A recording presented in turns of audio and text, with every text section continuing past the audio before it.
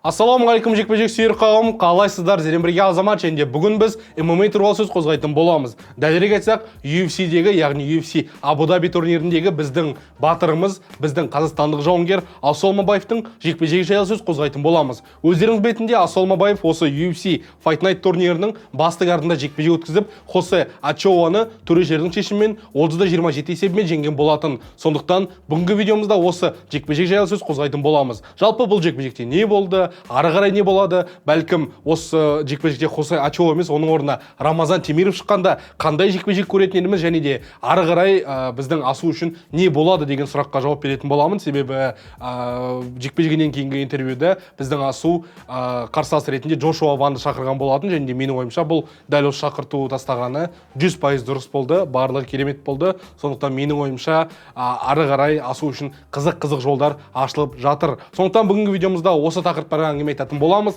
Бұл видео бастамас бұрын сіздерден сұрайтыным, міндетті түрде біздің арнамызға тіркеліп кетіңіздер, және де комментарийге өз ойларыңызды жазып кетсеңіздер болады. Осы жекпе-жек жайлы не болды, қалай болды, сіз осындай жеңісті күттіңіздер ме, әлде Асудан одан сайын ары қарай одан мықты жекпе-жек өткізіп, мүмкін қылғындырып тастап, немесе де нокаутқа түсіріп жеңіске жететін шығар деген ойыңыз болды ма? Осы жайлы астыға комментарийге жазып кетсеңіздер болады, және сонымен қатар біздің телеграм арнамызға тіркелсеңіздер болады. Сол жерде біз қазір 2000 тіркелушіге жеткен болатынбыз. Ары қарай одан сайын өсетін шығармыз деген ойдамын. Себебі сол жерде біз арнайы сіздер үшін UFC-дің тікелей эфирін көрсетеміз. Барлығында сол жерде күтетін боламын. Ал біз бастаймыз. Кеттік.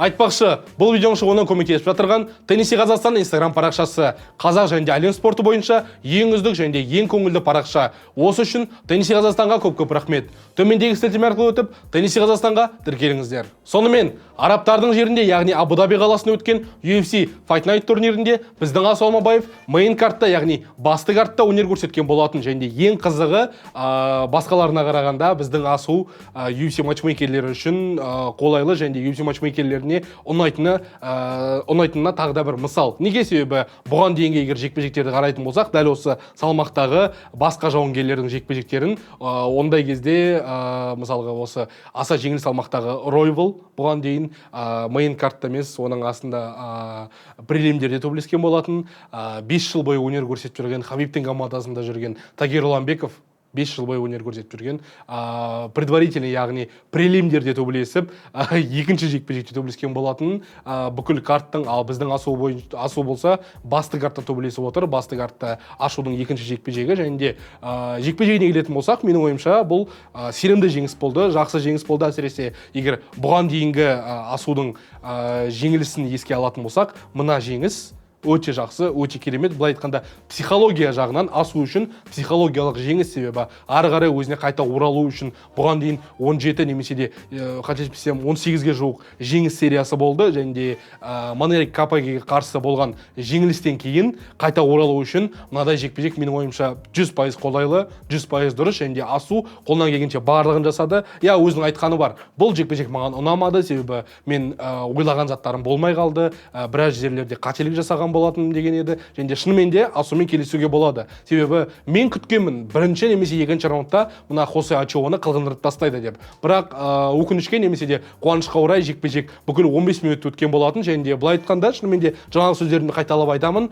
Асу үшін бұл орыстар айтады ғой, рядовая победа деп. Сондықтан шынымен де жақсы жеңіс. Ары қарай менің ойымша қарсылас ретінде Стив Эрцег немесе Кайкара Франс болуы мүмкін, бірақ мына жекпе-жекте Асу ударниктерге қарсы, яғни тік тұрып соққа алмасатын, немесе де шамалы болса да бразилдік джиу-джитсу жағынан, немесе де грэпплинг жағынан шамалы болса да білім, яғни ілімдері бар адамдарға қарсы қалай жекпе-жек көрсететінін бүкіл әлемге паш еткен еді. Және де маған өзіме қатты ұнағаны Асудың жекпе-жек басталғанда бірінші қолмен біраз соққы тастады, аяқпен лоу-киктер тепті. Лоу-киктері әдемі келіп жатты. Яғни постройкасы қалай басталды? Жекпе-жек басталады, 1-2 лоу-кик береді да, обманный движение. Оверхенд тастайды, тиеді. Дәл тиеді қарсасына, ол түсініп алады. Ага, тигізем.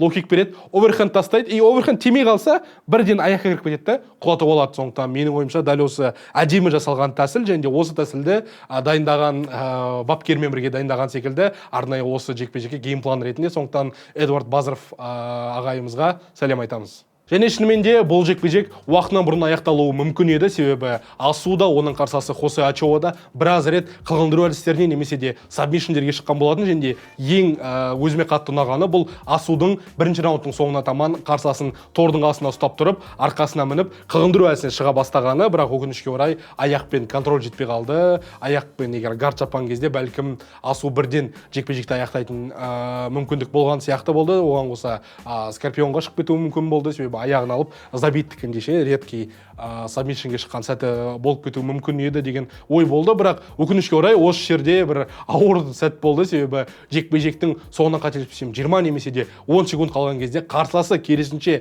Асудың арқасын алып қылғындыру әдісіне шыққан болатын. және де қарсыласын егер Асудықпен салыстырсақ 100% дұрыс болды. Аяғымен гард жапты, қылғындыру, қолы, барлығы әдемі келіп жабылып тұрды да, мен ойладым, егер уақыт сәл көп болғанда бәлкім қарсыласы қылғындыру әдісімен жеңіп кетуі мүмкін еді деп, бірақ қуанышқа орай ондай болмады. және де ары қарай екінші және үшінші раундтарда Асу қолына келгенше барлығын жасап жеңіске жетті. Бірақ осы жерде мынандай шамалы асадық бар да, түсініспеушілік, себебі Асудан біз сәл көп зат күткендей болдық, себебі Асу күреседі, күресте мыжиды, күресте граунд энд паунд, контрольмен, страшно, мықты давление барлығы бар. Бірақ соның өзінде де менің ойымша қазақстандық жанкүйерлер Асудан финишті күткен болған еді, себебі барлығы айтқан, мына кім мынау қарсыласы? Шайнап түкіріп тастайды, біреулер тіпті перулікті періп алу керек деген әңгімелер айтқан болатын. Бірақ мынау қарсылас шынымен де енді жанып тұрған потенциалды жауынгерлердің бірі, және де менің ойымша болашақта осы қарсылас алысқа бару мүмкін. Ал Асу болса, жаңа айтқанымдай тордың қасында керемет өнер көрсетіп шықты. Тордың қасында ұстап тұрып, бақылап тұрып, ары қарай құлатып, жекпе-жекті октагонның сыртында емес, октагонның ортасына, яғни тордың қасында емес, октагонның ортасында ұстап, ары қарай контрольға ұстап, немесе де гардты кіріп, маунтқа кіріп, соққы тастап деген біраз сәттері болды. Бірақ қарсасы да жауап берген сәттері біраз болды. Соққы тастап астынан, яғни нулевой этаждан жасайды, соққы береді, шынтақпен ұрады, қолмен ұрады, аяқтарымен треугольникке шығып кетеді, яғни 3-1 сабмишніне, кейде тіпті арымбарға шығып тартқан да сәттері болған еді. Бірақ одан біздің Асу керемет қорғанып шықты. және де ең бір өзіме қызық болған сәті, қарсасы 3-1 сабмишн жауып жатырған кезде Асудың қалай қорғана бастағаны. Шынымен де былай тартады, солға бұрылады, позиция жағынан өзінің керемет көрсетті, яғни грэплингі өзінің жоғары дәрежеде екенін көрсетті. және де ең бір осы жайлы айтатын болсақ, ең бір қызық сәттердің бірі, ол қарсасына тейкдаун жасап, яғни аяғына кіріп құлатып жатырған кезде қарсасы гильотина қалған болатын. Гильотина шынымен де мықты болды, ауыр болды. және де осы жерде Асу қалай бұндай сәттерден шығу керек екенін барлығына паш етіп көрсетті, себебі сол жаққа бүкіл массасын тартып, қарсыласының тізесін шығарып алып, бұл қылғындыру әдісі, яғни сабмишн, ешқандай қорқыныш жоқ, болмаған қиын емес деді, дым болмағандай тұрып алып, ары қарай қарсыласын жоғары саттан ұрған болатын. және де шынымен де 30-27, 30-27 және де 29-28 есебімен біздің Асыл Омарбаев жеңіске жетті. Бірақ бұл жерде бір үлкен сұрақ пайда болып отыр. Егер де Асыл Омарбаев Рамазан Темировке қарсы жекпе-жек өткізсе, қалай болуы мүмкін еді? Шынымен де дәл осы сұрақ менің және де басқа да ММА сарапшыларының ойында жүр, себебі осы жекпе-жек аяқталғаннан кейін бірден біз бір-бірімізге бұрылып, ал егер Асу Хосе Ачоа емес, Рамазан Темировке қарсы жекпе-жек өткізсе, қалай болуы мүмкін еді деген сұрақ пайда болды. Себебі бұл күрес жағынан емес, соққы жағынан қалай болуы мүмкін еді деген сұрақ пайда болды. Себебі менің ойымша Рамазан Темировтың күресі Хосе Ачоаныкінен бәлкім бір сатыда немесе де 1-2 сатыға жоғары шығар максимум. Сондықтан менің ойымша соққы тастау жағынан Асу біраз жеп қалуы мүмкін еді. Себебі мына жекпе-жекте Хосе Ачоа біздің Асуға біраз рет ауыр соққыларын тигізді. Әсіресе Асу тейкдаун жасап аяқ кіріп баратқанда тіземен ұрғандары, апперкот ұрғандары, двойкамен кірген сәттері біраз қорқыныш әкелген болатын. және де астта күресіп жатады да, тұрып клинче шыққан кезде біздің Асу қорғана бастап артқа кетіп бара жатқанда қарсыласы өзінің боковой соққыларын тастап, қолынан келгенше барлығын жасап, рубка жасауға тырысты, бірақ біздің Асу өзінің IQ-ның арқасында мына жекпе-жекте жеңіске жетіп отыр. Ал Рамазан Темировке қарсы қалай болады екен? Осы сұрақ мені қатты қобалжытып жүр, және сіздер жалпы бұл жайлы не ойлайсыздар? Асу ары қарай осы Рамазан Темировпен жекпе-жек өткізсе қалай болуы мүмкін, және жекпе-жек қалай өтеді? Асудың күресі өткенімен соққы жағынан қалай болады?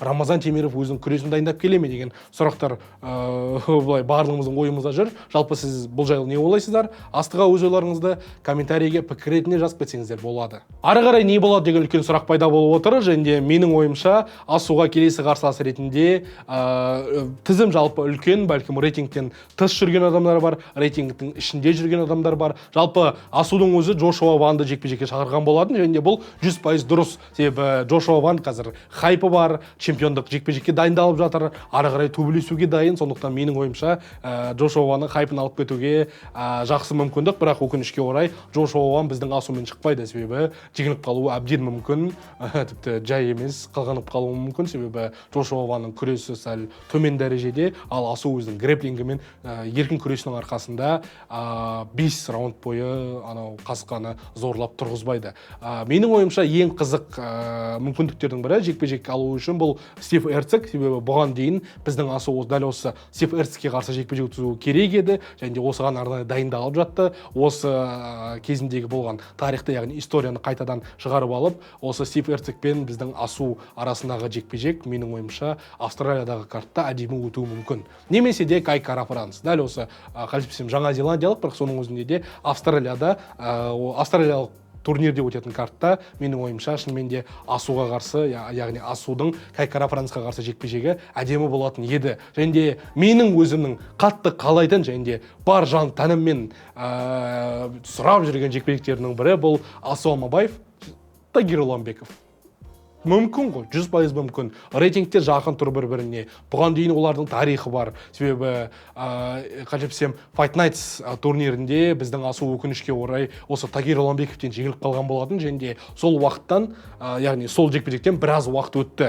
Асу қазір басқа деңгейдегі жауынгер, және де сол кездегі болған жеңіліс үшін мықты қылып, айтқанда мес дейді ғой, кек алып алып, ары қарай UFC матчмейкерден айтып, ей, анау сендердің бастықтарын қатырып жүріп, қарсылас таба алмай жүрген кім анау? Тагир Уламбеков па? Әкелші. Кеттік мынау. UFC 321 турниріне Абу-Дабиге шығамын, барам, просто былай танк ретінде, БТ ретінде басып кетем. Ары қарай маған титул беріңдер, себебі сендердің қиналып жүрген жауынгерлеріне қарсы әдемі төбелесіп бердім. Болды, маған қарсы тұратын ешкім жоқ. Кім ау, Капы, Рой болып ары кетсің, маған титул керек деп айтса, менің ойымша дәл осы жоспар әдемі ойнап кетуі мүмкін, және де UFC матчмейкерлеріне ұнауы мүмкін. Жалпы сіз бұл жайлы не ойлайсыздар? Себебі менің қалауымша шынымен де оған қоса Азат Мақсумға қарсы жекпе-жегі бар Тагирдің. Тұрады, ей, сен менің бауырымды ұрдың, бір қазақты жеңіп кеткен болатынсың, енді осы жолы сол үшін мен кек аламын десе, әдемі тарих қой. Біздің яғни СНГ-дегі бұрынғы СССР-лік, яғни бұрынғы Кеңес одағындағы елдер үшін қызық болады, бәлкім UFC матчмейкерлеріне де қызық болуы мүмкін шығар бұл жекпе-жек. Сондықтан сіздер жалпы бұл жайлы не ойлайсыздар? Астыға комментарийге өз ойларыңызды жазып кетсеңіздер болады. Ал осымен біздің видео соңына дейін жетті. Міндетті түрде арнамызға тіркеліп, видеоға лайк басуды ұмытпаңыздар, және де біздің Telegram арнамызға тіркеліп кетсеңіздер болады. Сол жерде біз сіздер үшін арнайы UFC-дің тікелей эфирлерін көрсетеміз. Сондықтан барлықтарыңызды сол жерде күтетін боламын. Алға Қазақстан, Асу міндетті түрде жеңіске жетіп, UFC чемпионы атанады. Мен оған сенемін, сіздер де оған сенетін шығарсыздар деген ойдамын. Сіздермен бірге болған Азамат, сау саламатта көріскенше, сау болыңыздар.